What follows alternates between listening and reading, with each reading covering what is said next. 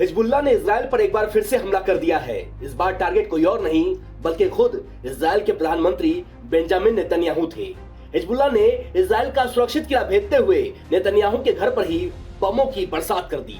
Hezbollah ने drone के जरिए बेंजामिन नेतन्याहू के प्राइवेट घर को निशाना बनाया। हालांकि राहत की बात यह रही कि हमले के वक्त नेतन्याहू और उनकी पत्नी सारा घर पर मौजूद नहीं थे।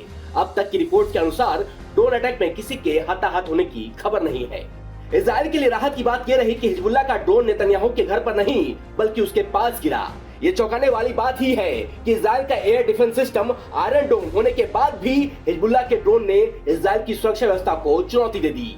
कहा जा रहा है कि हिजबुल्लाह का ड्रोन अपने टारगेट को हिट करने में सक्षम था। इजराइल का सुरक्षा कवच इस बार कमजोर साबित हुआ और यही वजह है कि ड्रोन नेतन्याहू के घर के पास गिरा और धमाका हुआ। इजराइल ने दावा किया कि लेबनान से आज सुबह 2 और ड्रोन दागे गए जिन्हें एयर डिफेंस सिस्टम ने सफलतापूर्वक मार गिराया। इसके बाद तेल अवीव में सायरन बजाए गए जिससे लोग सतर्क हो गए। ये ड्रोन हमला हमास चीफ याह्या सिनवार के मारे जाने के 2 दिन बाद हुआ है।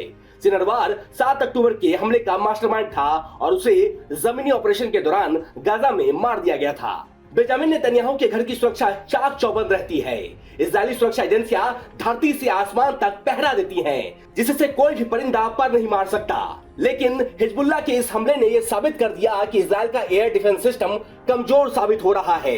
इजराइल के अनुसार 2 ड्रोन को रोकने में तो सफलता मिली, लेकिन तीसरे ड्रोन ने सिस्टम को चकमा देकर नेतन्याहू के घर पर जाकर हमला कर दिया। Report state mirror Hindi.